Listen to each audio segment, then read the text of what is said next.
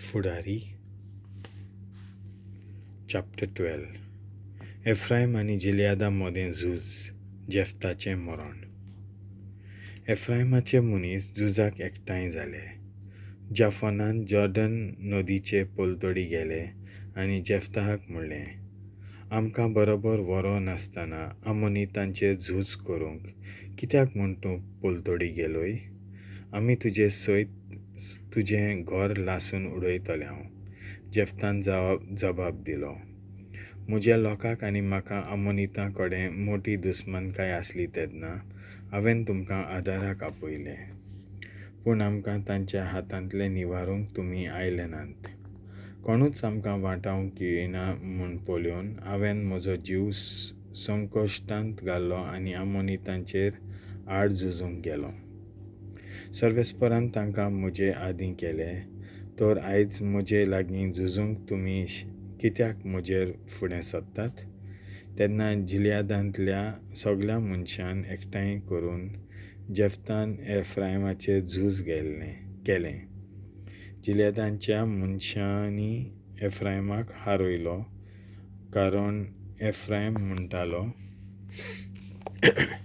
तुमी gileadकार फकत efraiमांतले पळून गेले. तुमी efraiमाच्या आनी मनासेच्या माजांतले. उपरांत gileaदान जॉर्डन नदीचे पार उतरूंक efraiमाक बंद केलो आनी जेन्ना efraiमांतलो कोणूय पळून वचपी म्हाका पार उतरून दी म्हणीत, तेन्ना gileadकार ताका विचारतले, तूं efraimकार? ताणें ना म्हणल्यार तेन्ना ते बरें तर शिब्बोलेत म्हूण. कोणेन तर शिब्बोलेत म्हणलें जाल्यार ताचे लागीं तें सारकें उच्चारूंक जाय नासलें देखून ते ताका धरून जॉर्डनाचे पारांनी जिवेशी मारतले. ही समय 42,000 efraimकारांक जिवेशी मारले.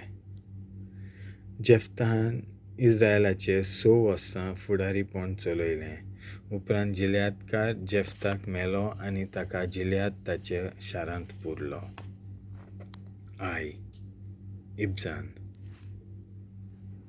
ताचे उपरांत बेथलेहेमांतलो इब्झान इस्रायलांत फुडारी जालो. ताका 30 पूत आनी 30 धुवो आसल्यो. ताणें आपल्या कुला भायर आपल्या धुवांक लग्न जावंक दिलीं आनी कुला भायर थावन आपल्या पुतांक 30 व्हंकलो हाडल्यो. तो इस्रायलांत 7 वर्सां फुडारी आसलो. उपरांत इब्झान मेलो आनी ताका बेथलेहेमांत पुरलो. एलोन. ताचे उपरांत जेबुलूनाचो एलोन इस्रायलांत फुडारी जालो. तो 10 वर्सां इस्रायलांत फुडारी आसलो. मागीर जेबुलूनाचो एलोन मेलो आनी आयजालोन जेबुलूनाच्या प्रांतांत ताका पुरलो. अब्दोन. ताचे उपरांत पिराथोनांतल्या हिलेल्याचो पूत अब्दोन इस्रायलांत फुडारी जालो. ताका 40 पूत आनी 30 नातू आसले. ते 70 तरुण गाडवांचेर बसून भोंवताले. तो 8 वर्सां इस्रायलांत फुडारी आसलो. पिराथोनांतलो हिलेल्याचो पूत अब्दोन मेलो आनी अमालेकितांच्या दोंगरी गांवांत efraiमाच्या प्रांतांत पिराथोनांत ताका पुरलो.